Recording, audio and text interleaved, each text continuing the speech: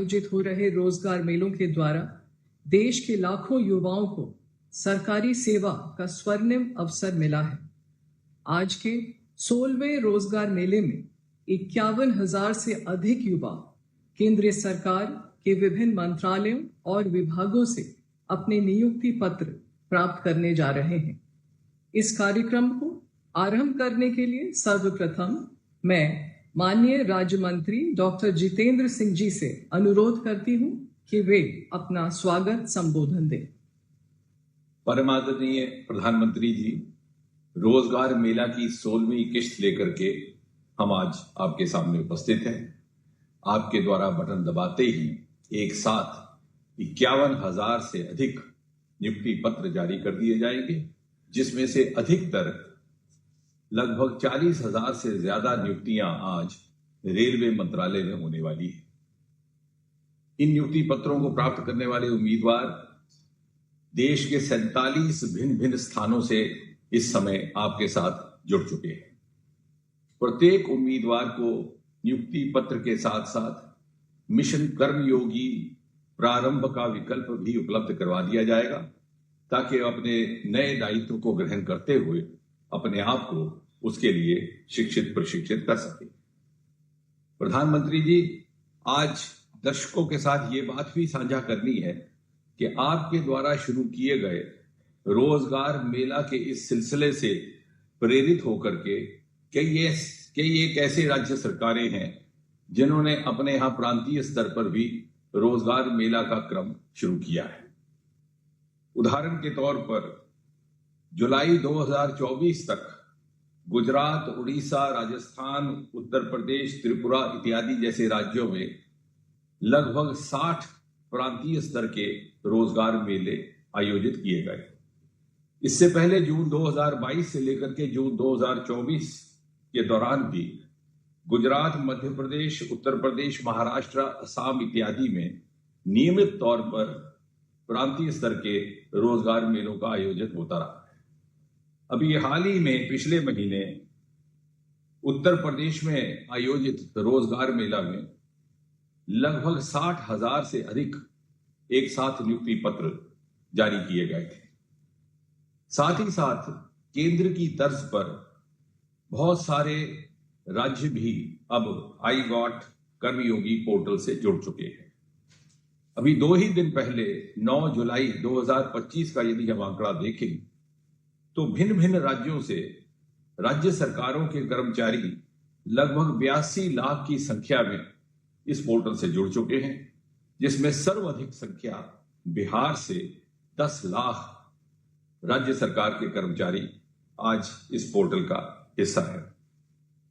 प्रधानमंत्री जी, पिछले कुछ समय में एक और अनुभव यह भी आया है कि बहुत सारे नौजवान और उनका रुझान सरकारी नौकरी के अलावा दूसरी जॉब अपॉर्चुनिटीज की तरफ भी आकर्षित हुआ है। और दूसरी ऑब्जर्वेशन ये भी है कि बहुत सारे ऐसे सेक्टर जो शायद पहले युवाओं की प्राथमिकता में शामिल नहीं थे, अब प्राथमिकता में दिखने लगे। उदाहरण के तौर पर जहां आपके आह्वान से चलते स्टार्टअप्स की कुल संख्या देश भर में 300, 350, 400 से बढ़कर के 1.25 लाख तक जा पहुंची, हम दुनिया में तीसरे दर्जे पर आन खड़े हुए। वहीं साथ ही साथ बायोटेक स्टार्टअप्स की संख्या सन 2014 में मात्र 50 हुआ करती थी, आज बढ़कर के 11,000 से अधिक हो गई। और स्पेस स्टार्टअप्स मात्र सिंगल डिजिट हुआ करते थे, आज 300 से अधिक हो गए। और यदि हम इन स्टार्टअप्स के माध्यम से उत्पन्न हुई जॉब अपॉर्चुनिटीज की संख्या देखें तो समझ में आता है कि 17,28,000 जॉब अपॉर्चुनिटीज केवल गत 8-10 वर्षों में स्टार्टअप्स के माध्यम से उपलब्ध हुई हैं। ये सब इसलिए संभव हुआ कि गत कुछ वर्षों में आपके दिशा निर्देश में एक ऐसा इकोसिस्टम निर्माणित हुआ है जो कहा जा सकता है कि एक इनेबलिंग इकोसिस्टम है, जहां एक और स्टार्टअप्स को इंसेंटिव भी मिल रहे हैं, दूसरी ओर प्रधानमंत्री मुद्रा योजना, प्रधानमंत्री विश्वकर्मा योजना जैसे रोजगार के प्रावधान भी हैं, और साथ ही साथ नेशनल एजुकेशन पॉलिसी 2020 के माध्यम से प्राथमिकताएं चुनने की स्वतंत्रता भी है। इसी प्रकार जिस तरह से गत एक दशक में महिलाओं को आपकी ओर से प्रोत्साहित किया गया है, उसका नतीजा ये है कि आज देश में 75,935 ऐसे स्टार्टअप ग्रुप्स हैं जो वुमेन लेड स्टार्टअप्स हैं, अर्थात women have graduated from being participants to becoming leaders. और यदि इस सब की तुलना यूपीए के कार्यकाल से की जाए तो अंतर इतना अधिक है कि तुलना करने की आवश्यकता भी महसूस नहीं होती। और इसलिए अब वक्त आ गया है कि सारी ऊर्जा और सारा ध्यान केंद्रित किया जाए विकसित भारत 2047 के निर्माण के लिए, और ऐसे रोड मैप को अपनाया जाए जहां देश का हर नागरिक, हर युवा अपनी क्षमता अनुसार इंडिविजुअली अथवा कलेक्टिवली इस नए हिंदुस्तान की रचना में अपनी भूमिका निभा सके, अपना योगदान कर सके, ताकि जब 15 अगस्त 2047 का सूरज निकले तो मुल्क का हर नौजवान फख्र के साथ कह सके कि इस सुबह को रोशन करने में मेरी भी भूमिका रही, मेरी भी भागीदारी रही। इसी कामना के साथ प्रधानमंत्री जी आपका पुनः अभिनंदन। धन्यवाद माननीय मंत्री जी। हमारी युवा शक्ति को भारत के विकास में भागीदारी के रोज नए अवसर मिल रहे हैं और आज का यह रोजगार मेला एक बार फिर युवाओं की कड़ी मेहनत और सामर्थ्य से विकसित भारत के संकल्प को साकार करने का संदेश लाया है। इस अवसर पर प्रस्तुत है एक लघु फिल्म। जब एक घर का युवा सदस्य अपने पैरों पर खड़ा होता है, जब घर में पहली सरकारी नौकरी आती है, तो वो सिर्फ नौकरी भर नहीं होती, वो घर की नई उम्मीदों, माँ के आशीर्वाद और पिता के तप का प्रतिबिंब होता है। और उस एक युवा की उपलब्धि पूरे घर और समाज को ऊर्जा देती है। ये कहानी नहीं, हकीकत है आज के नए भारत की, जहां मेहनत और मेरिट को उसका पूरा हक मिल रहा है। प्रधानमंत्री श्री नरेंद्र मोदी जी के नेतृत्व में बीते 11 वर्षों में जो नीतियां बनी, जो फैसले लिए गए, उनसे युवाओं के लिए संभावनाओं के अनंत द्वार खुले हैं और युवा शक्ति देश के विकास को नई गति दे रही है। भारत का युवा आज अपने परिश्रम और इनोवेशन से दुनिया को ये दिखा रहा है कि हम में कितना सामर्थ्य है। स्टार्टअप्स हो या एमएसएमई, टेक हो या ट्रेड, न्यू एज स्किल्स हो या नवाचार, हर क्षेत्र में युवा केंद्रीय भूमिका में है। युवा ऊर्जा से राष्ट्र निर्माण की इस कड़ी का अहम हिस्सा है रोजगार मेला। रोजगार मेला के तहत पारदर्शी, निष्पक्ष और तेज भर्ती प्रक्रिया के जरिए देश के लाखों युवाओं को सरकारी सेवा से जुड़ने का अवसर मिल रहा है। भर्ती प्रक्रिया को समयबद्ध तरीके से पूरा करने के लिए यूपीएससी, एसएससी, आरआरबी, आईबीपीएस और केंद्र सरकार के अन्य विभाग और संस्थान निरंतर कार्यरत हैं। आज 51,000 से अधिक युवाओं को विभिन्न मंत्रालयों और विभागों जैसे रेल मंत्रालय में अनेक पद जैसे assistant loco pilot, station master, junior engineer, track maintainer, pointsman और टेक्नीशियनों के साथ साथ टीटीई, कमर्शियल क्लर्क एवं बुकिंग क्लर्क, गृह मंत्रालय में सब इंस्पेक्टर, कांस्टेबल, स्वास्थ्य मंत्रालय में डॉक्टर, नर्स, भारतीय स्टेट बैंक में जूनियर एसोसिएट्स, डाक विभाग में पोस्टल असिस्टेंट्स और ग्रामीण डाक सेवक, शिक्षा विभाग में अध्यापक, लेक्चरर सहित अनेक विभागों में महत्वपूर्ण अवसर मिल रहे हैं। रोजगार मेला प्रमाण है उस भरोसे का कि आज के भारत में सिफारिश नहीं, काबिलियत ही सब कुछ है। हर नियुक्ति पत्र सिर्फ एक कागज नहीं, आत्मसम्मान का दस्तावेज है। रोजगार मेला, युवा शक्ति से पूरा होगा विकसित भारत का सपना। अब मैं आदरणीय प्रधानमंत्री जी से आग्रह करती हूँ कि कृपया रिमोट का बटन दबाकर 51,000 से अधिक नियुक्ति पत्रों के वितरण के इस अभियान का शुभारंभ करें।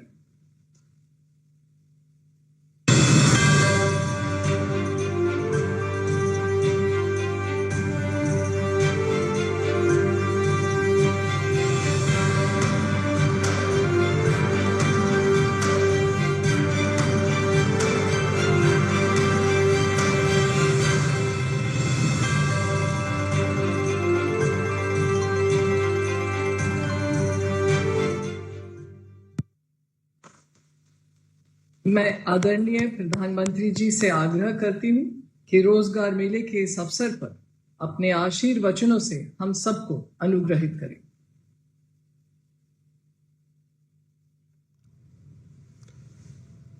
नमस्कार। केंद्र सरकार में युवाओं को पक्की नौकरी देने का हमारा अभियान निरंतर जारी है और हमारी पहचान भी है बिना पर्ची बिना खर्ची।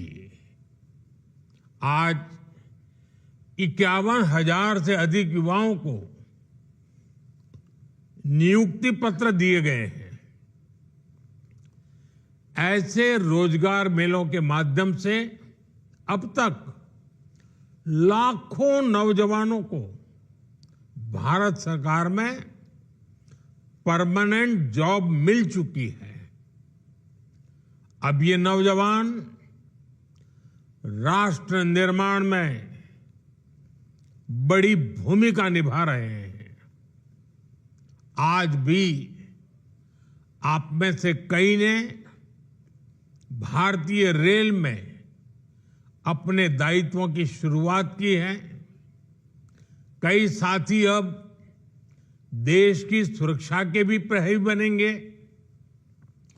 डाक विभाग में नियुक्त हुए साथी गांव-गांव सरकार की सुविधाओं को पहुंचाएंगे।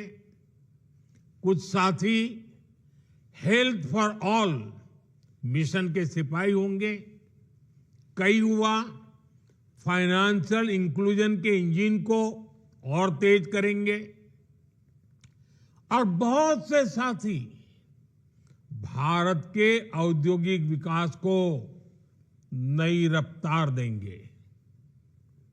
आपके विभाग अलग अलग हैं, लेकिन ध्येय एक है। और वो कौन सा ध्येय? हमें बार बार याद रखना है, एक ही ध्येय है। विभाग कोई भी हो, कार्य कोई भी हो, पद कोई भी हो, इलाका कोई भी हो, एक ही ध्येय, राष्ट्र सेवा।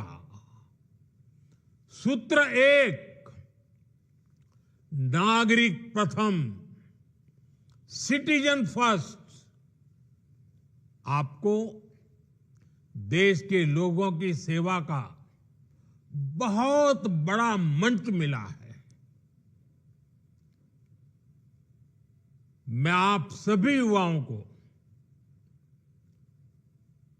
जीवन के महत्वपूर्ण पड़ाव पर इतनी बड़ी सफलता के लिए बहुत बहुत बधाई देता हूं।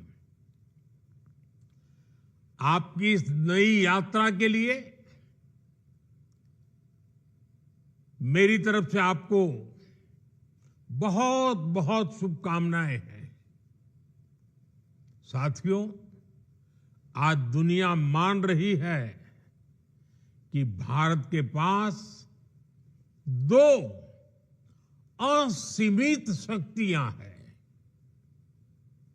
एक डेमोग्राफी, दूसरी डेमोक्रेसी, यानी सबसे बड़ी युवा आबादी और सबसे बड़ा लोकतंत्र।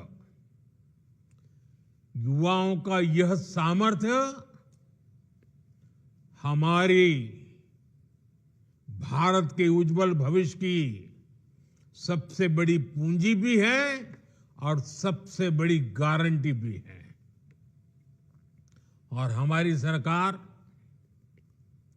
इसी पूंजी को समृद्धि का सूत्र बनाने में दिन रात जुटी है। आप सबको पता है, 2 दिन पहले ही मैं 5 देशों की यात्रा कर करके लौटा हूं। हर देश में भारत की युवा शक्ति की गूंज सुनाई दी। इस दौरान जितने भी समझौते हुए हैं उनसे देश और विदेश दोनों जगह भारत के नौजवानों को फायदा होना ही है। Defence, pharma, digital technology, energy, rare earth, minerals, ऐसे कई सेक्टर्स, ऐसे सेक्टर्स में हुए समझौतों से भारत को आने वाले दिनों में बहुत बड़ा फायदा होगा। भारत के मैन्युफैक्चरिंग और सर्विस सेक्टर को बहुत बल मिलेगा। साथियों, बदलते हुए समय के साथ 21वीं सदी में नेचर ऑफ जॉब भी बदल रहा है। नए नए सेक्टर्स भी उभर रहे हैं। इसलिए बीते दशक में भारत का जोर अपने युवाओं को इसके लिए तैयार करने का है और इसके लिए अहम निर्णय भी लिए गए हैं। आधुनिक जरूरतों को देखते हुए आधुनिक नीतियां भी बनाई गई हैं। स्टार्टअप्स, इनोवेशन और रिसर्च का जो इकोसिस्टम आज देश में बन रहा है, वो देश के युवाओं का सामर्थ्य बढ़ा रहा है। आज जब मैं नौजवानों को देखता हूं कि वे अपना स्टार्टअप शुरू करना चाहते हैं, तो मेरा भी आत्मविश्वास बढ़ जाता है। और अभी हमारे डॉक्टर जितेंद्र सिंह जी ने स्टार्टअप के विषय में विस्तार से कुछ आंकड़े भी बताए आपको सामने। मुझे खुशी होती है कि मेरे देश का नौजवान बड़े विजन के साथ, तेज गति से, मक्कमता के साथ आगे बढ़ रहा है। वो कुछ नया करना चाहता है। साथियों, भारत सरकार का जोर प्राइवेट सेक्टर में रोजगार के नए अवसरों के निर्माण पर भी है। हाल ही में सरकार ने एक नई स्कीम को मंजूरी दी है, एम्प्लॉयमेंट लिंक इंसेंटिव स्कीम। इस योजना के तहत सरकार प्राइवेट सेक्टर में पहली बार रोजगार पाने वाले युवा को 15,000 रुपये देगी। यानी पहली नौकरी की पहली सैलरी में सरकार अपना योगदान देगी। इसके लिए सरकार ने करीब 1 लाख करोड़ रुपए का बजट बनाया है। इस स्कीम से लगभग 3.5 करोड़ नए रोजगार के निर्माण में मदद मिलेगी। साथियों, आज भारत की एक बहुत बड़ी ताकत हमारा मैन्युफैक्चरिंग सेक्टर है। मैन्युफैक्चरिंग में बहुत बड़ी संख्या में नई नई जॉब्स बन रही है। मैन्युफैक्चरिंग सेक्टर को गति देने के लिए इस वर्ष के बजट में मिशन मैन्युफैक्चरिंग की घोषणा की गई है। बीते सालों में हमने मेक इन इंडिया अभियान को मजबूती दी है। सिर्फ पीएलआई स्कीम से उससे ही 11 लाख से अधिक रोजगार देश में बने हैं। बीते सालों में मोबाइल फोन और इलेक्ट्रॉनिक सेक्टर का अभूतपूर्व विस्तार हुआ है। आज करीब 11 लाख करोड़ रुपए की इलेक्ट्रॉनिक्स मैन्युफैक्चरिंग हो रही है। 11 लाख करोड़। इसमें भी बीते 11 साल में 5 गुना से भी अधिक वृद्धि हुई है। पहले देश में मोबाइल फोन मैन्युफैक्चरिंग की 2 या 4 यूनिट थी, सिर्फ 2 या 4। अब मोबाइल फोन मैन्युफैक्चरिंग से जुड़ी करीब करीब 300 यूनिट्स भारत में है और इसमें लाखों युवा काम कर रहे हैं। वैसा ही एक और क्षेत्र है और ऑपरेशन सिंदूर के बाद तो उसकी बहुत चर्चा भी है, बड़े गौरव से चर्चा हो रही है, और वो है डिफेंस मैन्युफैक्चरिंग। डिफेंस मैन्युफैक्चरिंग में भी भारत नए रिकॉर्ड्स बना रहा है। हमारा डिफेंस प्रोडक्शन 1.25 लाख करोड़ रुपए से ऊपर पहुंच चुका है। भारत ने एक और बड़ी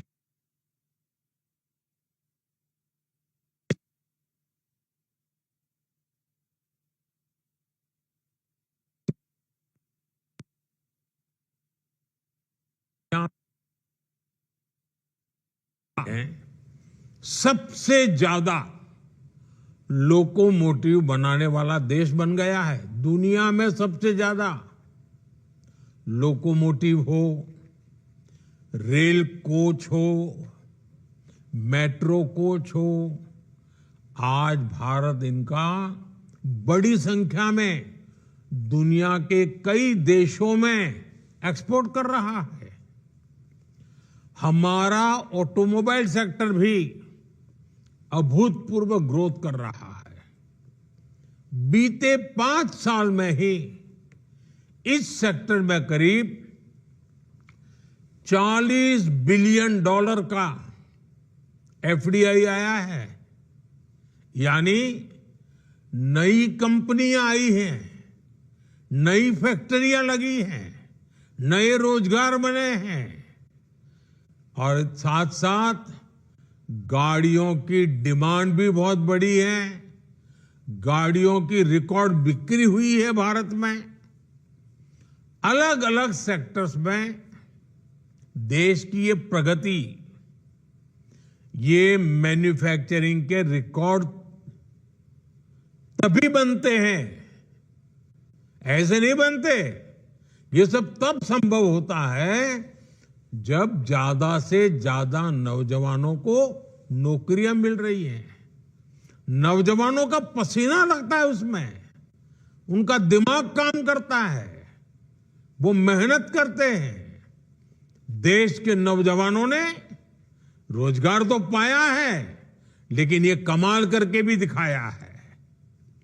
अब सरकारी कर्मचारी के तौर पर आपको हर संभव प्रयास करना है कि देश में मैन्युफैक्चरिंग सेक्टर की ये गति निरंतर बढ़ती रहे।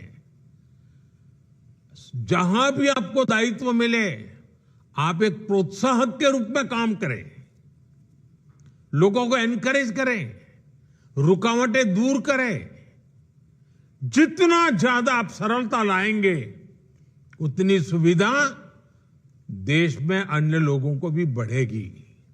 साथियों, आज हमारा देश दुनिया की, और कोई भी हिंदुस्तानी बड़े गर्व से कह सकता है, आज हमारा देश दुनिया की तीसरी बड़ी इकोनॉमी बनने की तरफ तेजी से आगे बढ़ रहा है। ये मेरे नौजवानों के पसीने की कमाल है।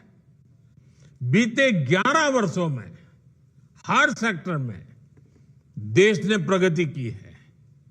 हाल में इंटरनेशनल लेबर ऑर्गेनाइजेशन आईएलओ की एक बहुत बढ़िया रिपोर्ट आई है, शानदार रिपोर्ट है। इस रिपोर्ट में कहा गया है कि बीते दशक में भारत के 90 करोड़ से अधिक नागरिकों को वेलफेयर स्कीम के दायरे में लाया गया है। एक प्रकार से सोशल सिक्योरिटी के दायरा गिना जाता है। और इन स्कीम्स का फायदा सिर्फ वेलफेयर तक सीमित नहीं है, इससे बहुत बड़ी संख्या में नए रोजगार भी बने हैं। जैसे एक छोटा उदाहरण मैं देता हूं, पीएम आवास योजना। अब ये पीएम आवास योजना के तहत 4 करोड़ नए पक्के घर बन चुके हैं और 3 करोड़ नए घर अभी बनाने की प्रक्रिया चल रही है। इतने घर बन रहे हैं तो इसमें मिस्त्री, लेबर, रॉ मटेरियल से लेकर ट्रांसपोर्ट सेक्टर में छोटी छोटी दुकानदारों के काम, माल ढोने वाले ट्रक के ऑपरेटर्स, आप कल्पना कर सकते हैं कितने सारे जॉब्स क्रिएट हुए हैं। इसमें भी सबसे खुशी की बात है कि ज्यादातर रोजगार हमारे गांव में मिले हैं, उसे गांव छोड़ करके जाना नहीं पड़ रहा है। इसी तरह 12 करोड़ नए टॉयलेट देश में बने हैं। इससे निर्माण के साथ साथ प्लम्बर्स हो, लकड़ी का काम करने वाले लोग हो, जो हमारे विश्वकर्मा समाज के लोग हैं, उनके लिए कितने सारे काम निकले हैं। यही हैं जो रोजगार का विस्तार भी करते हैं, प्रभाव भी पैदा करते हैं। ऐसे ही आज 10 करोड़ से अधिक नए, मैं जो बात बता रहा हूं नए लोगों की बताता हूं, नए एलपीजी कनेक्शन देश में उज्ज्वला स्कीम के तहत दिए गए हैं। अब इसके लिए बहुत बड़ी संख्या में बॉटलिंग प्लांट्स बने हैं। गैस सिलेंडर बनाने वालों को काम मिला है, उसमें भी रोजगार पैदा हुए हैं। गैस सिलेंडर की एजेंसी वालों को काम मिला है। गैस सिलेंडर घर घर पहुंचाने के लिए जो लोग चाहिए उनको नए नए रोजगार मिले हैं। आप एक एक काम लीजिए, कितने प्रकार के रोजगार के अवसर पैदा होते हैं। इन सारी जगहों पर लाखों लाखों लोगों को नए रोजगार मिले हैं। साथियों, मैं एक और योजना की भी चर्चा करना चाहता हूं। अब आपको पता है ये योजना तो यानी कहते हैं ना 5 उंगली घी में, या तो कहते हैं कि दोनों हर हाथ में लड्डू, ऐसी है पीएम सूर्य घर मुफ्त बिजली योजना। सरकार आपके घर की छत पर यानी रूफटॉप सोलर प्लांट लगाने के लिए एक परिवार को एवरेज करीब 75,000 रुपए से भी ज्यादा दे रही है। इससे वो अपने घर के छत के ऊपर सोलर प्लांट लगाता है। एक प्रकार से उसका घर की छत बिजली का कारखाना बन जाती है, बिजली पैदा करता है और वो बिजली खुद भी उपयोग करता है। ज्यादा बिजली है तो बेचता है। इससे बिजली का बिल तो जीरो हो रहा है, उसके पैसे तो बच ही रहे हैं। इन प्लांट्स को लगाने के लिए इंजीनियर्स की जरूरत पड़ती है, टेक्नीशियन की जरूरत पड़ती है, सोलर पैनल बनाने के कारखाने लगते हैं, रॉ मटेरियल के लिए कारखाने लगते हैं, उसको ट्रांसपोर्टेशन के लिए लगते हैं, उसको रिपेयर करने के लिए भी पूरी एक नई इंडस्ट्री तैयार हो रही है। आप कल्पना कर सकते हैं, एक एक स्कीम लोगों का तो भला कर रही है, लेकिन लाखों लाखों नए रोजगार इसके कारण पैदा हो रहे हैं। साथियों, नमो ड्रोन दीदी अभियान ने भी बहनों बेटियों की कमाई बढ़ाई है और ग्रामीण क्षेत्र में रोजगार के नए मौके भी बनाए हैं। इस स्कीम के तहत लाखों ग्रामीण बहनों को ड्रोन पायलट की ट्रेनिंग दी जा रही है। उपलब्ध जो रिपोर्ट्स हैं ये बताती हैं कि हमारी ये ड्रोन दीदी हमारी गांव की माताएं बहनें खेती के एक सीजन में ही ड्रोन से खेती में जो मदद करती हैं, उसका जो कॉन्ट्रैक्ट पर काम लेती हैं, एक एक सीजन में लाखों रुपए कमाने लग गई है। इतना ही नहीं, इससे देश में ड्रोन मैन्युफैक्चरिंग से जुड़े नए सेक्टर को बहुत बल मिल रहा है। खेती हो या डिफेंस, आज ड्रोन मैन्युफैक्चरिंग देश के युवाओं के लिए नए अवसर बना रहा है। साथियों, देश में 3 करोड़ लखपति दीदी बनाने का अभियान जारी है। इनमें से 1.5 करोड़ लखपति दीदी बन भी चुकी हैं। और आप तो जानते हैं लखपति दीदी के मेरे का मतलब है एक साल में कम से कम 1 लाख रुपए से अधिक उसकी आय होनी चाहिए, और एक बार नहीं, हर वर्ष होती रहनी चाहिए। वो है मेरी लखपति दीदी, 1.5 करोड़ लखपति दीदी। अब आप देखिए, गांव में जाएंगे तो आपको कुछ बातें सुनने को मिलेगी। बैंक सखी, बीमा सखी, कृषि सखी, पशु सखी, ऐसी अनेक स्कीम्स में भी हमारे गांव की माताओं बहनों को भी रोजगार मिला है। ऐसे ही पीएम स्वनिधि योजना के तहत पहली बार रेहड़ी ठेले फुटपाथ पर काम करने वाले साथियों को मदद दी गई। इसके तहत लाखों साथियों को काम मिला है। और डिजिटल पेमेंट के कारण आजकल तो हमारे हर रेहड़ी पटरी वाला कैश नहीं लेता है, यूपीआई करता है। क्यों? क्योंकि बैंक से उसको तुरंत उसके आगे की रकम मिलती है, बैंक का विश्वास बढ़ जाता है, कोई कागज की उसको जरूरत नहीं पड़ती। यानी एक रेहड़ी पटरी वाला आज विश्वास के साथ, गर्व के साथ आगे बढ़ रहा है। पीएम विश्वकर्मा स्कीम देख लीजिए, इसके तहत हमारे यहां जो पुश्तैनी काम है, परंपरागत काम है, पारिवारिक काम है, उसको आधुनिक बनाना, उसमें नयापन लाना, नई टेक्नोलॉजी लाया, नए नए उसमें साधन लाना, उसमें काम करने वाले कारीगरों, शिल्पियों और सेवादाताओं को ट्रेनिंग दी जा रही है, लोन दी जा रहे हैं, आधुनिक टूल दिए जा रहे हैं। मैं अनगिनत स्कीमें बता सकता हूं। ऐसी कई स्कीम हैं जिनसे गरीबों को लाभ भी हुआ है और नौजवानों को रोजगार भी मिला है। ऐसी अनेक योजनाओं का ही प्रभाव है कि सिर्फ 10 वर्षों में ही 25 करोड़ लोग गरीबी से बाहर निकले हैं। अगर रोजगार न मिलता, अगर परिवार में आय का साधन न होता, तो मेरा गरीब भाई बहन जो 3-3, 4-4 पीढ़ी से गरीबी में जिंदगी गुजार रहा था, जीवन के लिए एक एक दिन काटने के लिए उसको मौत दिखाई देती, इतना डर लगता था।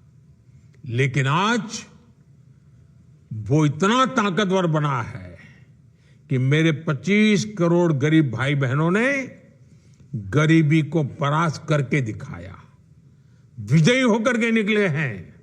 और ये सारे मेरे 25 करोड़ भाई बहन जिन्होंने गरीबी को पीछे छोड़ा है ना, उनकी हिम्मत को मैं दाद देता हूं। उन्होंने सरकार की योजनाओं का लाभ उठा करके हिम्मत के साथ आगे बढ़े, रोते नहीं बैठे। गरीबी को उन्होंने उखाड़ के फेंक दिया, पराजित कर दिया। अब आप कल्पना कीजिए, अब इन 25 करोड़ का कितना नया आत्मविश्वास होगा। एक बार संकट से व्यक्ति निकल जाए ना, फिर नई ताकत पैदा हो जाती है। मेरे देश में एक नई ताकत ये भी आई है जो देश को आगे ले जाने में बहुत काम आने वाली है। और आप देखिए, ये सिर्फ सरकार कह रही है ऐसा नहीं है, आज वर्ल्ड बैंक जैसी बड़ी वैश्विक संस्थाएं खुल करके इस काम के लिए भारत की प्रशंसा कर रही है, दुनिया को, भारत को मॉडल के रूप में प्रस्तुत करती है। भारत को दुनिया के सबसे अधिक इक्वलिटी वाले शीर्ष के देशों में रखा जा रहा है।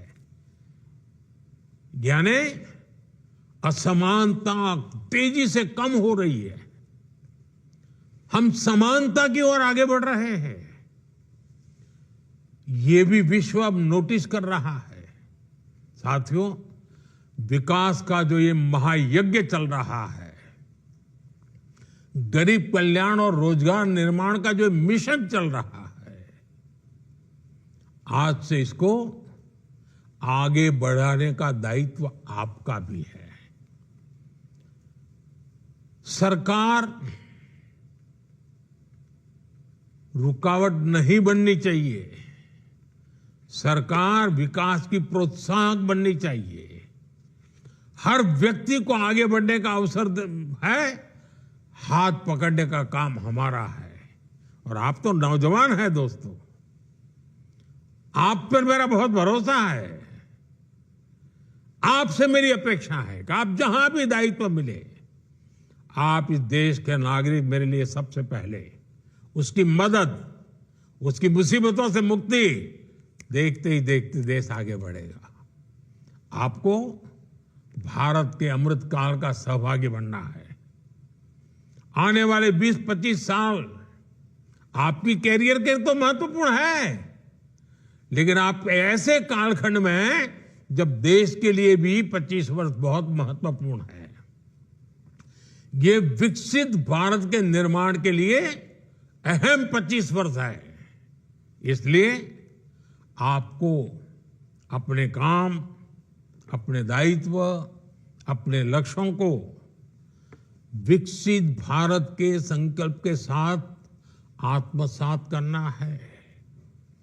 नागरिक देवो भव, ये मंत्र तो हमारी रगों में दौड़ना चाहिए, दिल दिमाग में रहना चाहिए, हमारे व्यवहार में नजर आना चाहिए। और मुझे पक्का विश्वास है दोस्तों, ये युवा शक्ति है, पिछले 10 साल में देश को आगे बढ़ाने में मेरे साथ खड़ी है।